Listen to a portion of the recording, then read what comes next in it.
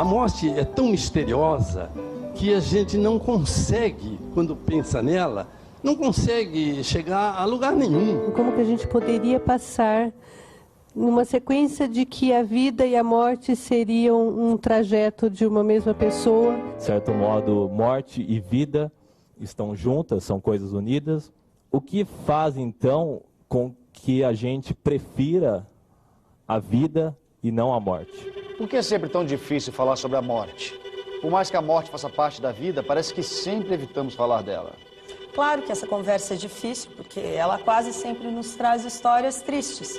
Vem o medo de perder pessoas queridas, dói a saudade daqueles que já perdemos.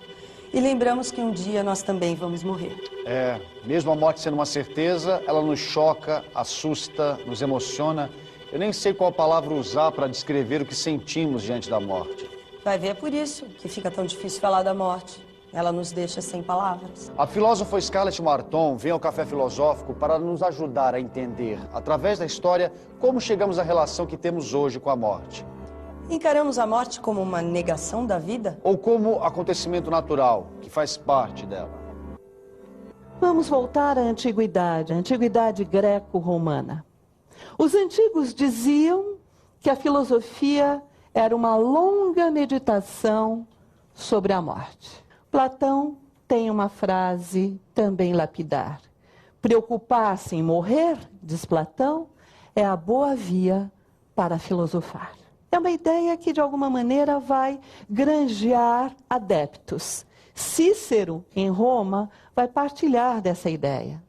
Um pouco para adiante, uns séculos depois, vários séculos depois, Montaigne, nos Ensaios, também dirá que filosofar é aprender a morrer. E já no século XIX, Schopenhauer, o filósofo alemão Schopenhauer, dirá que a morte é o verdadeiro gênio inspirador da filosofia. Na antiguidade greco-romana, a morte tem o seu lugar. E isso se percebe de diferentes maneiras. Por exemplo, se reconhecia o direito de morrer. Era o direito de morrer que permitia aos doentes desesperançados de porem fim à própria vida, recorrendo por vezes ao auxílio de outrem, ao auxílio de outras pessoas. Ou seja, essa nossa discussão contemporânea sobre eutanásia, se fosse colocada lá na Grécia Antiga ou na Roma Antiga, ela ganharia outras cores. Porque naquele momento a eutanásia era uma prática aceita pelos antigos e, antes de mais nada, por essa razão, é que se reconhecia ao ser humano o direito que ele tinha de morrer. Um outro exemplo de como a morte estava presente na antiguidade greco-romana. As casas, meus amigos, eram construídas ao lado das tumbas, ao lado dos túmulos. Havia, digamos assim, uma relação próxima entre vida e morte. E eu queria aqui trazer uma palavra para nós pensarmos juntos sobre ela. Paganismo e pagão vêm de um vocábulo latino, eles derivam de um vocábulo latino que é pagus. Pagus significava o campo de lavoura, aquele pedaço de terra onde se plantava. E cada pagus, na antiguidade greco-romana, cada pagus, cada campo de lavoura, tinha algo de sagrado. Tinha um espírito que governava esse espaço, esse pedaço de terra. E esse espírito quem era? Esse espírito era o ancestral da família que ali havia sido enterrado.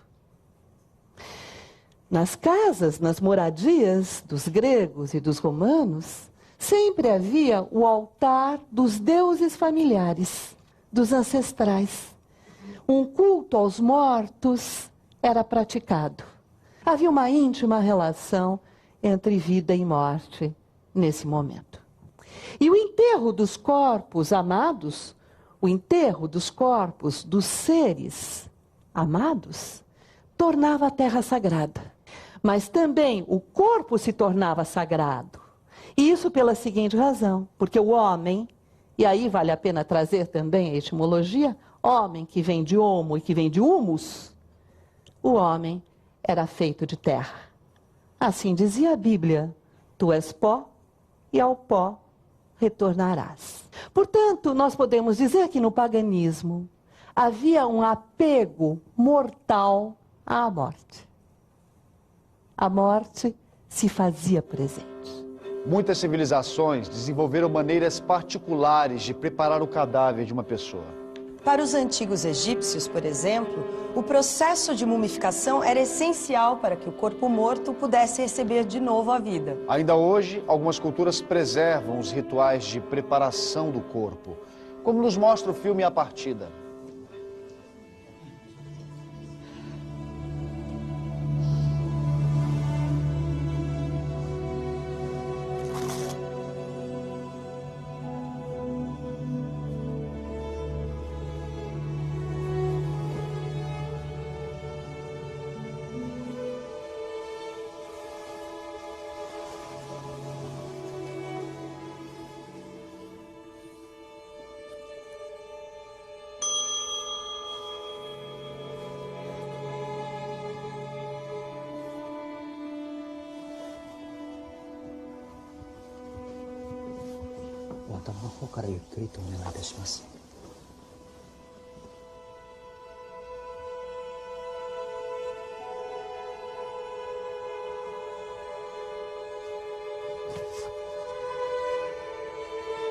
Se nós pensarmos, por exemplo, em Luxor e Karnak, pensarmos nos grandes templos que existem nessas duas localidades, Luxor e Karnak, o poder dos sacerdotes era enorme. Por quê? Porque cabia aos sacerdotes a prática da mumificação. Eles que tinham o conhecimento de como fazer para que, retirando determinados órgãos que eram colocados em determinados vasos e enfaixando o corpo do faraó, mas não era só do faraó, era o corpo de toda a população que tivesse meios, evidentemente todos os indivíduos que tivessem meios, não é? Mumificando o corpo, seria possível a ressurreição. É muitíssimo impressionante como o Egito Antigo cultivou a morte e colocou a morte, eu insisto nesse ponto, no centro da sua civilização. Se no paganismo a morte ocupa todo um espaço, agora com o cristianismo é a vida que vai ocupar esse espaço. Se no paganismo existia o direito de morrer, agora com a religião cristã é introduzida a ideia da sacralidade da vida. A vida é considerada um dom de Deus, dom esse que tem de ser preservado. Mudou o polo, não é verdade? A ideia privilegiada deixa de ser a morte e passa a ser a vida. A vida entendida, como eu dizia, como este dom sagrado concedido por Deus aos seres humanos.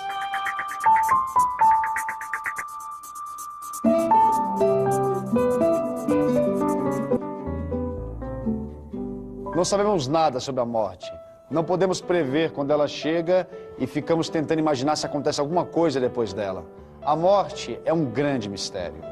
Um mistério que nos causa tanto medo e angústia que preferimos não entrar em contato com a indesejada das gentes, como dizia Manuel Bandeira. Como se fosse possível fugir da morte. Ela aparece estampada todos os dias nos jornais. Sempre passamos em frente a hospitais e cemitérios. A morte nos acompanha durante todo o tempo da nossa vida.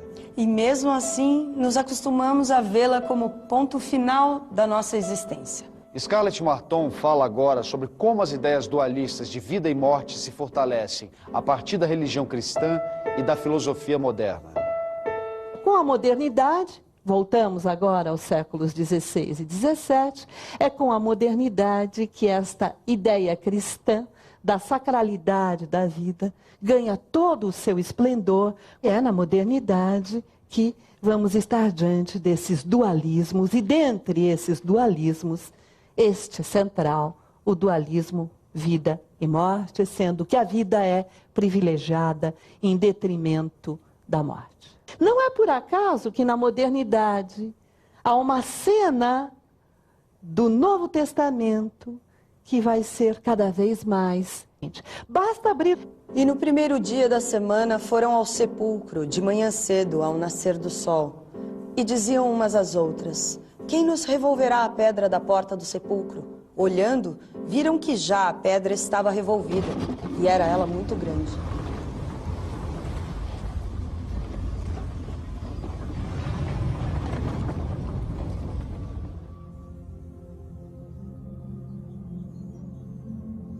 Entrando no sepulcro, viram um jovem assentado à direita, vestido de uma roupa comprida, branca, e ficaram espantadas. Ele, porém, disse-lhes: Não vos assusteis. Buscais a Jesus Nazareno que foi crucificado. Já ressuscitou, não está aqui. Esta manhã do domingo de Páscoa, que passa então a ser privilegiada. É o sepulcro vazio. É a ausência do cadáver. A ausência do morto.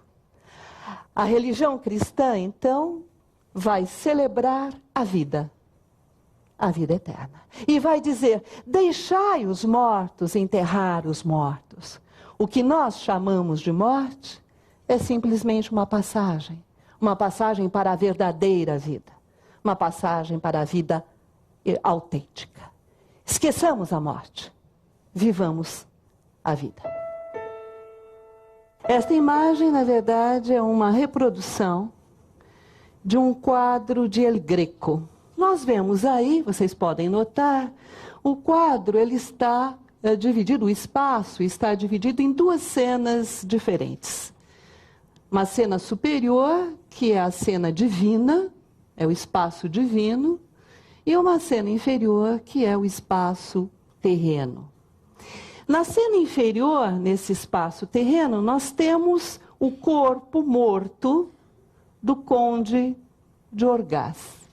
E esse corpo morto é sustentado por dois santos, o Santo Agostinho à direita e o Santo Estevão à esquerda. Está cercado também por personalidades da igreja, mas personalidades da corte também, e inclusive o El Greco procurou colocar em primeiro plano o seu filho. Essa criança que vocês veem à esquerda é o filho do pintor. E ele mesmo se reproduziu aí. Na parte superior do quadro, vocês têm, de um lado, a Virgem Maria, de outro, o São João Batista, e ambos estão intercedendo pela alma do conde de Orgaz junto a Jesus Cristo.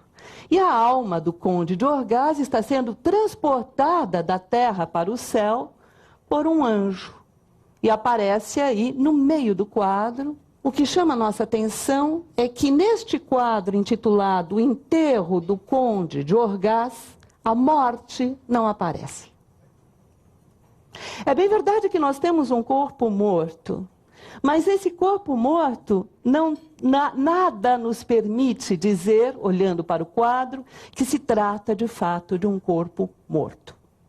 O que nós temos aí, representada, é a vida. Um segundo ponto chama a nossa atenção. Aí nós vemos, como nós dissemos, a tela quase cortada em dois. A metade superior e a metade inferior, o céu e a terra, o divino e o humano, o sobrenatural e o natural, a alma e o corpo.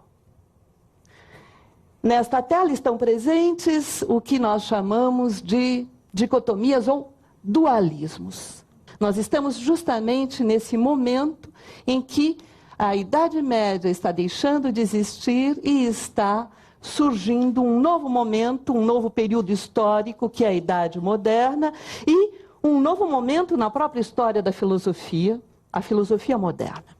E a filosofia moderna, ela tem, logo no século XVII, no início do século XVII, dois grandes nomes, que são Descartes e Bacon. Descartes é o filósofo francês do discurso do método, que dirá, nesse livro, nós, seres humanos, senhores e possuidores da natureza. E Bacon, um pensador inglês, que escreverá a sua célebre frase, saber é poder. Significa que nós estamos vivendo num momento em que o homem se vê capaz de dominar tudo aquilo que o cerca. Se vê capaz de prever e controlar a própria natureza, aquilo que está à sua volta, os fenômenos da natureza, mas também os fenômenos que se passam nele mesmo, os fenômenos humanos. É o momento do grande essor, do grande desenvolvimento da ciência. É o momento em que o homem muda a sua imagem e se vê agora como dotado de liberdade, de iniciativa e de um enorme poder de criação. Todas essas dualidades, elas começam a se reforçar e a se fortalecer na Idade Moderna. O sobrenatural, o natural, o divino, o humano, o mundo e o homem, a cultura e a natureza. E outras dualidades surgem agora com a própria modernidade e se instalam no interior do ser humano. O ser humano deixa de ser um todo, ele se torna dividido. Dividido em corpo e alma, mais ainda dividido em consciência e instintos, razão e paixões, e assim por diante. E dentre essas dualidades, uma se impõe com toda a força, é a dualidade entre vida e morte. A tal ponto que, a partir da modernidade, se inicia um processo lento e gradual de abandono da morte. É notável o que nos diz um filósofo francês do século XVII, La Rochefoucauld. Ele tem uma frase lapidar sobre a morte. Ele diz o seguinte: não se pode olhar de frente nem o sol, nem a morte. O que ele está dizendo para nós? Ele está dizendo que nós, seres humanos, somos incapazes de enfrentarmos a própria morte. Somos incapazes de encararmos a morte. E com essa frase dele, se olharmos o sol, nós nos cegamos.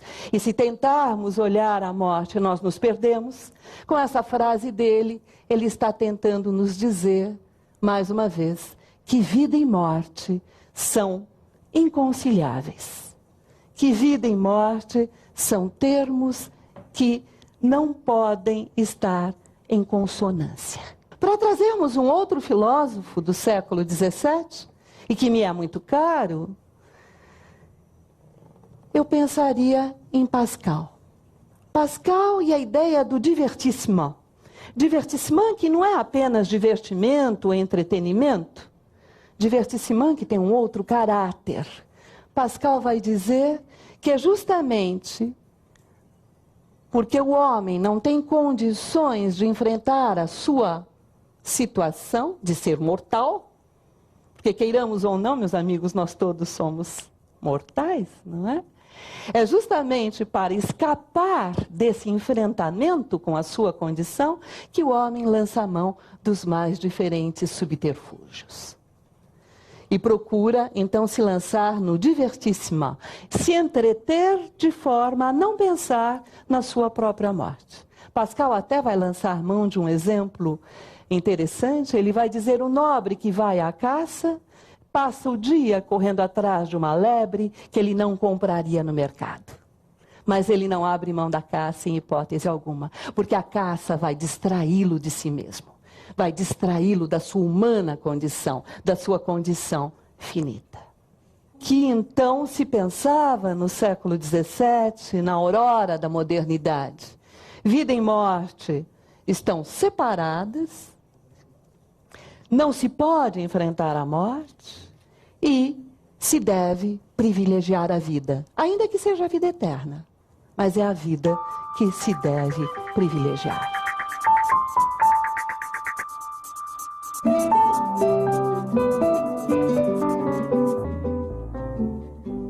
Os povos pagãos da antiguidade tinham proximidade com a morte, que estava presente no cotidiano e participava da organização da vida. No cristianismo, a morte foi vencida pela ressurreição. E o dualismo da filosofia reforçou a ideia de que morte é o oposto da vida.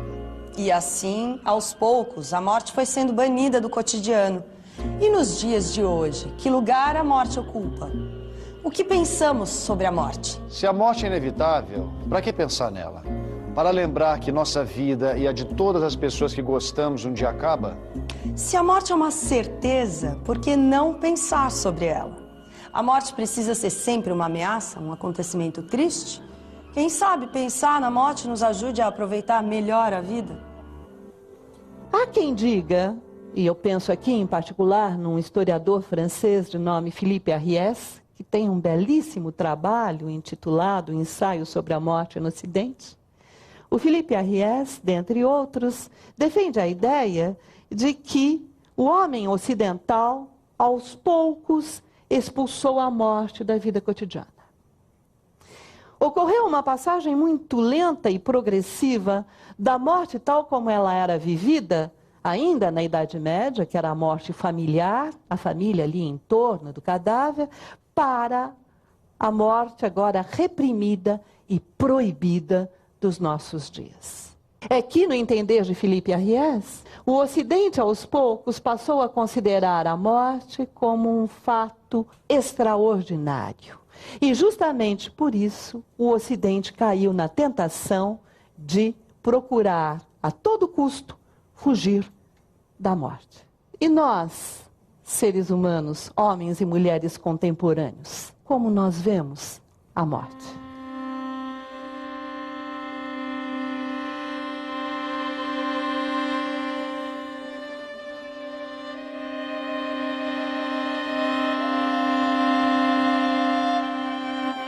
Eu diria a vocês que hoje nós vivemos uma situação paradoxal. De um lado, a banalização da morte. Fala-se na morte o tempo todo. E a morte aparece para nós como algo muito corriqueiro. A morte aparece para nós como fenômeno biológico, assim como o nascimento, o envelhecimento, a puberdade. A morte aparece para nós como fenômeno social. E fala-se, então, em taxa de mortalidade e taxa de natalidade. A morte como fenômeno demográfico. Populações decrescentes, populações que envelhecem, populações crescentes, populações jovens, como é o caso aqui entre nós no Brasil, que em 30 anos dobrou a sua população. Mas a morte também como um fenômeno letal para a medicina. Previsível, explicável, investigável, pelo menos. A morte como um fenômeno natural para o direito. Somos obrigados a produzir certidões de óbito, como produzimos certidões de nascimento ou certidões de casamento. Então, nos nossos dias, há uma banalização da morte. Nós ouvimos falar da morte permanentemente. Basta abrir os jornais. Notícias de guerra, notícias, enfim, da morte de personalidades do mundo do espetáculo, do mundo da política, do mundo social, cataclismas, tsunamis, terremotos. Fala-se em permanência da morte. Cabe então a pergunta: por que a morte é sempre vista como uma espécie de escândalo? Por que esse acontecimento tão banal que nos cerca no nosso cotidiano provoca, ao mesmo tempo, horror e curiosidade? É que, de um lado, na contemporaneidade, temos a banalização da morte, mas, de outro, nós temos de enfrentar, nós temos de nos haver com o caráter desconcertante e vertiginoso da morte. De um lado, a morte é um fato dentre outros. Um fato que o jornalista relata, que o médico legista constata, que o policial investiga, que o biólogo analisa, e assim por diante. De outro, a morte é um fato que não se assemelha a nenhum outro fato. É um fato que é desmedido e incomensurável. É um fato que é um mistério. Nós poderíamos até, para tornar um pouco mais sensível a ideia, fazer uma aproximação entre a morte e o amor. Uma aproximação entre a sempre nova banalidade de cada morte e a antiga novidade do amor. Não é por acaso que Eros, o deus grego, não é, do amor, é representado com os traços de uma criança. O amor é sempre novo para aqueles que o vivem. Não importa, a cada vez que nos apaixonamos, é algo novo na nossa vida que ocorre. E cada morte, a morte de cada ser que nos cerca, de cada ser ao qual nós estamos de alguma maneira ligados, sempre é um fato novo. Nós não aprendemos com a morte. Nós não nos sentimos, não somos vacinados contra a morte. Cada morte é um fato irremediável e novo para quem vive. Para isso fomos feitos, para lembrar e ser lembrado, para chorar e fazer chorar, para enterrar nossos mortos. Por isso temos braços longos para os adeuses, mãos para colher o que foi dado, dedos para cavar a terra. Para isso fomos feitos, para a esperança no milagre, para a participação na poesia, para ver a face da morte. De repente, nunca mais esperaremos. Hoje a noite é jovem, da morte apenas nascemos, imensamente. Qual seria o meio termo entre não estar tanto lá nem cá? Como que a gente poderia passar numa sequência de que a vida e a morte seriam um trajeto de uma mesma pessoa? Tenho a impressão de que nós podemos caminhar para uma outra maneira de pensar, agir e sentir. Nesta outra maneira de pensar e agir e sentir, de alguma maneira nós poderíamos resgatar a ideia de que a morte, resgatar lá do paganismo a ideia de que a morte é um fenômeno natural. Nós poderíamos, sendo um tanto mais clara, dizendo de uma outra forma, nós poderíamos procurar nos desvencilhar desta ideia de que a morte é um fato extraordinário e pensar a morte como algo que faz parte da nossa existência. Porque é uma ilusão imaginar que nós, nesse momento, não estamos morrendo. E não porque a morte se avizinha, também a morte se avizinha, mas porque, neste momento, células nossas estão desaparecendo e outras estão nascendo. Então, vida e morte se acham aí entrelaçadas. E se pensarmos por essa via, eu diria que, para viver plenamente, é preciso aceitar a morte. Porque é a morte que nos leva a pensar no sentido da nossa vida. De certo modo, morte e vida estão juntas, são coisas unidas. O que faz, então, com que a gente prefira a vida e não a morte? Há quem diga que o ser humano evita entrar em contato com a morte porque não sabe o que é a morte. A morte é um mistério. Mas há quem diga exatamente o contrário, que o ser humano procura evitar o contato com a morte porque sabe muito bem o que é a morte, que é o nada, que é a aniquilação. É claro que aqui depende muitíssimo da perspectiva. E depende também da perspectiva, o que eu quero dizer, não só da perspectiva filosófica, depende também das nossas escolhas de vida. Existe uma diferença muito grande em dizer, para viver plenamente, com alegria, é preciso termos consciência de que somos seres destinados a morrer. E é a morte, na verdade, que nos faz questionar o sentido da nossa vida. Isto é uma coisa. Há uma diferença muito grande entre esse raciocínio e o outro raciocínio, que é um raciocínio quase mórbido, que se volta para investigar, procurar examinar a morte sob todas as suas facetas. Porque este outro raciocínio é uma espécie de lento suicídio. Porque essa incessante ruminação sobre a morte pode ter traços mórbidos, inclusive, e pode se configurar como um suicídio lento e gradual. Então, por que preferimos a vida? Porque conhecemos o que é a morte? Porque desconhecemos o que é a morte? Ou porque somos, e aqui eu diria que eu seguiria Spinoza, porque queremos perseverar no ser. A ideia de que o ser humano quer manter-se na duração.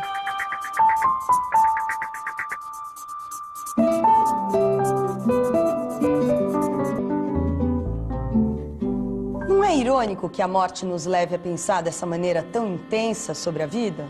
O poeta Mário Quintana dizia que a vida nutre-se da morte e não a morte da vida, como julgam alguns pessimistas. Talvez somente mesmo diante da possibilidade da morte é que a vida ganhe outros valores e se faça mais viva. Será que é preciso olhar nos olhos da morte para enxergar melhor a vida?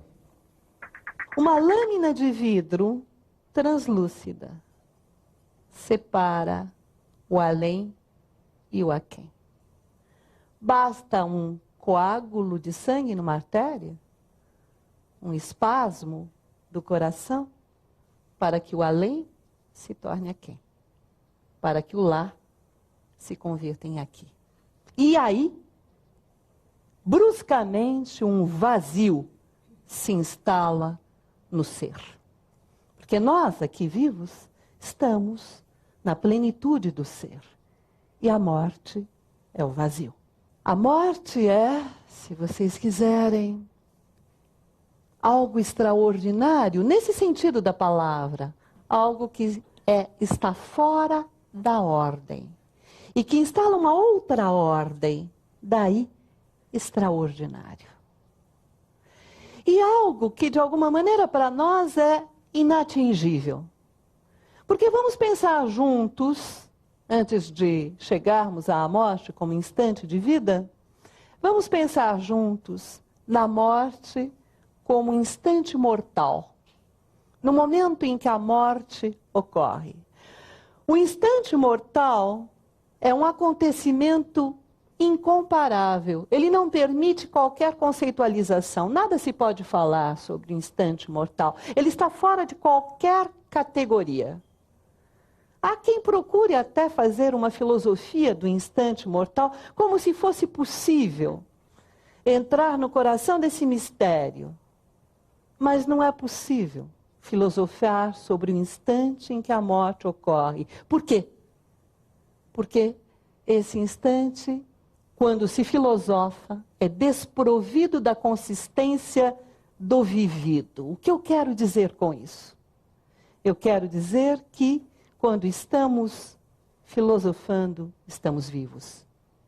E quando estivermos morrendo, eu acredito que não tenhamos condições de filosofar. Epicuro dizia com muita sabedoria que, no fim das contas, a morte não nos diz respeito. A morte não nos concerne.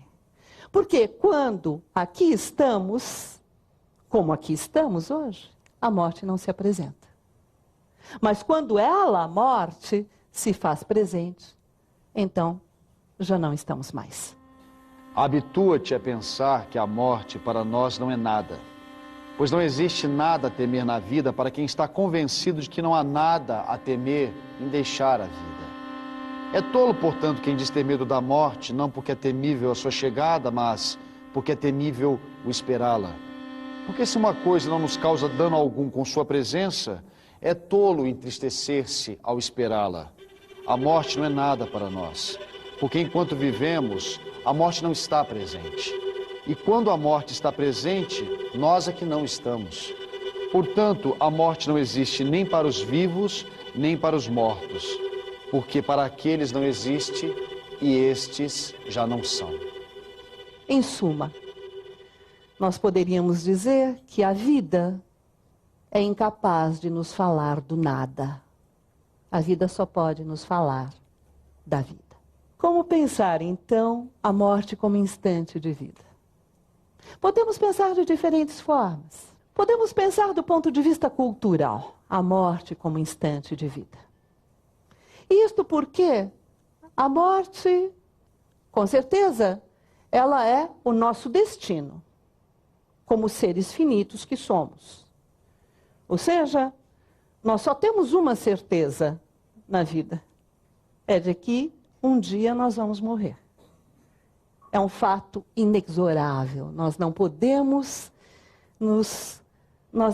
modificar, nós não podemos transformar esse fato. Ele se impõe a nós, nós não temos nenhum poder sobre ele. Minha morte nasceu quando eu nasci, despertou, balbuciou, cresceu comigo e dançamos de roda ao luar amigo na pequenina rua em que vivi. Já não tem mais aquele jeito antigo de rir que, ai de mim, também perdi. Mas ainda agora a estou sentindo aqui, grave e boa, a escutar o que lhe digo. Tu que és minha doce prometida, nem sei quando serão nossas bodas, se hoje mesmo ou no fim da longa vida. E as horas lá se vão, loucas ou tristes. Mas é tão bom, em meio às horas todas, pensar em ti, saber que tu existes. Por um lado, a morte é o nosso destino. Mas, por outro lado, nós podemos dizer também que a morte é a nossa origem. Curioso. A morte é o nosso destino como seres finitos que somos. Mas a morte é a nossa origem como seres humanos. E o que eu quero dizer com isso? Há quem diga, e eu penso aqui num filósofo francês, no Michel Serres, há quem diga que o homem, desde que surgiu, sempre lutou contra a morte, levado pelo desejo de imortalidade. Mas o homem se tornou cada vez mais homem com a descoberta progressiva da morte. Ou seja, nós nos tornamos mais humanos quando nós percebemos que vamos morrer. Porque aí nós nos diferenciamos de todas as outras espécies animais. Nós passamos a ter consciência da nossa própria condição de seres finitos. Já no final do século XIX, Freud também pensava algo nessa mesma direção. Freud dizia que o ser humano não acredita na própria morte. Ou seja, nós, seres humanos, estamos convencidos, lá no nosso inconsciente, estamos convencidos de que nós somos imortais. Tanto é assim que nós não aceitamos a morte como algo necessário. Nós precisamos sempre justificá-la, explicá-la. Então, associamos a morte à ideia de acidente, foi algo acidental, ou então à ideia de velhice, ou então à doença, ou a uma infecção súbita, ou sei lá o quê.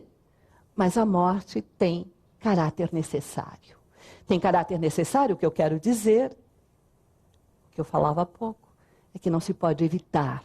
E para trazer um filósofo também do século XIX, que me é muito caro, Nietzsche pensava que vida e morte não são termos dicotômicos, não constituem dualidades.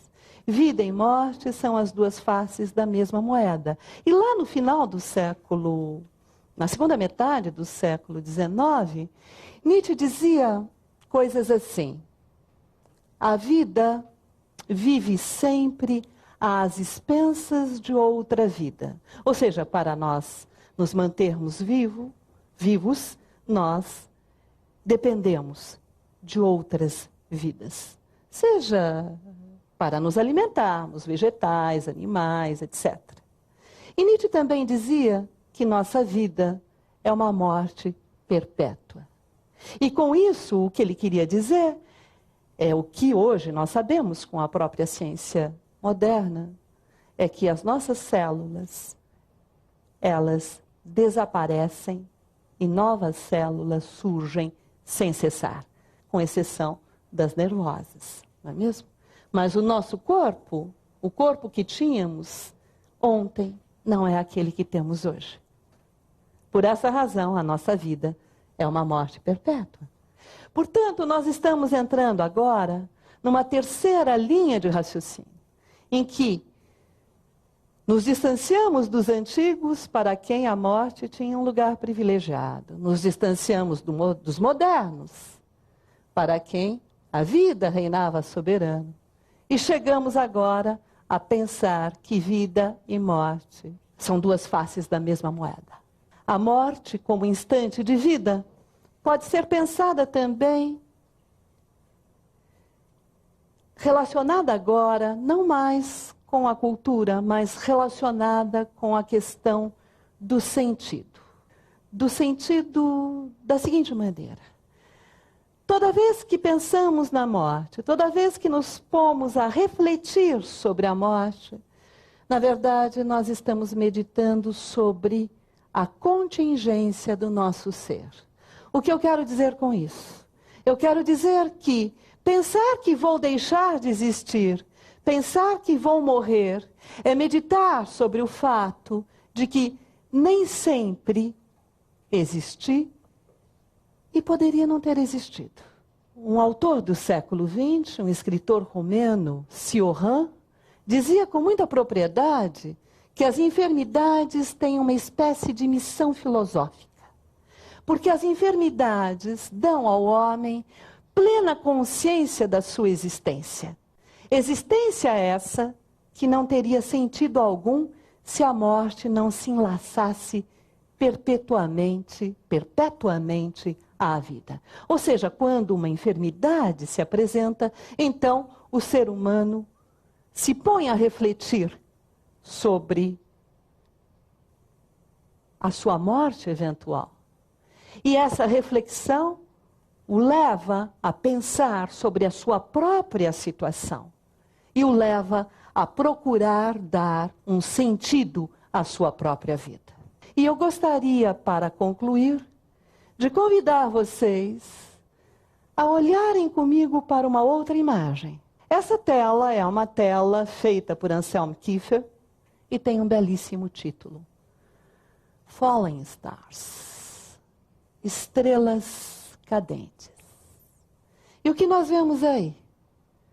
Nós vemos um universo, um céu estrelado, mas mais, um universo em pleno movimento, com estrelas em movimento, as estrelas cadentes. E vemos um corpo, um homem seminu, deitado sobre a terra. E isso nos leva a pensar de uma outra forma a relação vida e morte. Agora, a morte está representada. Ela está representada por esse corpo inerte. Mas, ao lado da morte, existe a vida. E a vida no entorno, a vida que é este movimento. Vida e morte aí juntas. A vida presente neste universo em movimento. E mais ainda, o que eu dizia, presente junto com a morte. E a morte, que é este fato bruto, a morte que é este não sei o quê, na verdade, ela nos deixa entrever a passagem do ser ao nada, mas muito mais do que isso.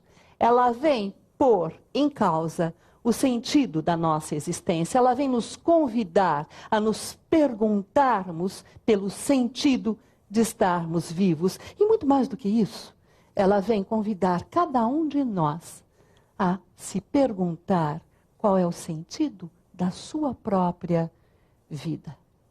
De modo lento ou abrupto, com suavidade ou violência, a morte propõe, num instante, a cada um de nós, o desafio de pensarmos a nossa própria condição. E dessa forma, a morte se revela como um instante de vida.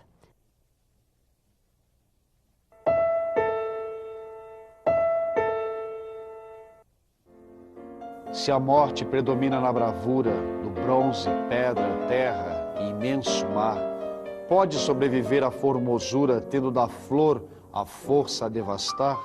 Como pode o aroma do verão deter o forte assédio destes dias? Se portas de aço e duras rochas não podem vencer do tempo a tirania. Onde ocultar, meditação atroz, o ouro que o tempo quer em sua arca? Que mão pode deter seu pé veloz? Ou que beleza o tempo não demarca? Nenhuma. A menos que este meu amor em negra tinta guarde o seu fulgor.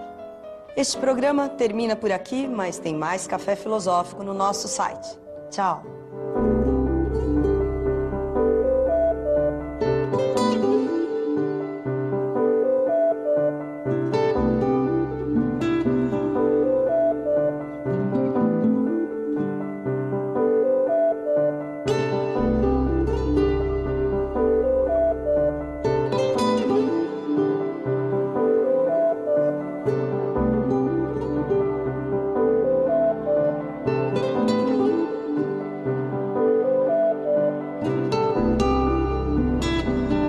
As principais notícias do Brasil e do mundo você acompanha no Jornal da Cultura, de segunda a sábado, 9 da noite.